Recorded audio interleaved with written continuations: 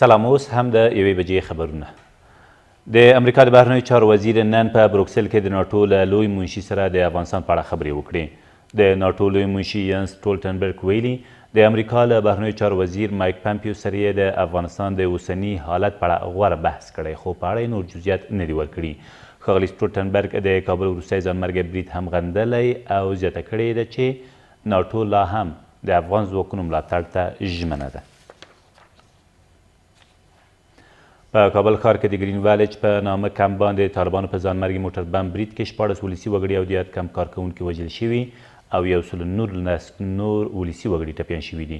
د کورنیو چارو وزارت ویان نصرت رحیمي وایي دغه پیښه تېره شپه نږدې 10 بجې د 9 امنیتي حوزې اړوند په قابل بای سیمه کې هغه مهال رامنځته شوه چې یو ځانمرګي بریدګر د یو تراکتور موټر په وسیله د یاد کمپ مسوولینو دیوال په نښه کړ. د نوموړي په وینا له پیښې وروسته 15 نور بریدګر چې غوښتل یاد کمپ ته ننوځي د پولیسو له لوري وژل شوي او نږدې 400 بهرنیان له سیمې په مسؤونه توګه ویستل شوي دي. ویل کېږي په دې پیښه کې په سیمه کې د تیلو یو ټانک سوځېدلی او د شاوخوا سیمو یو شمېر کورونه هم ویجاړ شوي دي. ولسمشر غني وایي طالبان د پردیو کړیو په لارښوونه زموږ هیواد ورانوي او هیوادوالو ته زیان رسوي.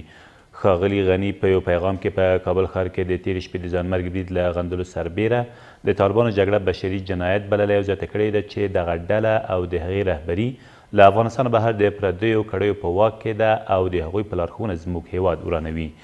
د ویل ده چې د کابل ښار د 9 امنیتي حوزې اړوند سیمه کې پر ګرین ویلج کمپ باندې طالبانو په ځانمرګي موټر بم برید کې 14 کسان وژل شوي او نږدې 120 نور ټپیان دي. د سالنګونو لویه لاره له 2 شپو وروسته نن سهار بیرته ټرافیک پر مخ خلاصه شوه. د سالنګونو د ساتنې او څارنې مسؤلین وایي دغه لاره 2 شپې مخکې د ورښتونو او سیلابونو د راوتو له امله ټرافیک پر مخ تړل شوې وه. یادې ادارې د دغې لویې لارې له موټر چلوونکو غوښتي چې د تګ راتګ پر مهال د موظفینو لارښوونو ته په جدي توګه پام وکړي. 10 طالبان د سمنګانو په دره یوسف پایین ولسوالۍ کې له افغان ځواکونو سره په جګړه کې ووژل شول. د 209 شاهین قل اردو قمندانۍ مسؤلین وایي دغه نښته تېره شپه په چپچل سیمه کې هغه مهال پیل شوه چې یو شمېر طالبانو د افغان ځواکونو پر یوې اډې برید وکړ. د سرچینې په وینا په دې لړ کې یو دولتي سرتیري هم خپل ژوند له لاسه ورکړی او یو بل یې ټپي دی.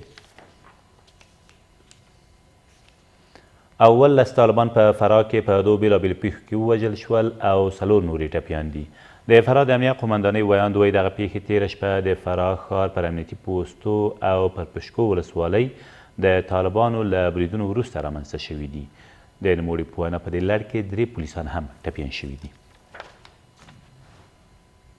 دا تر دې مهاله وروستي خبرونه، تر بیا مو الله امد.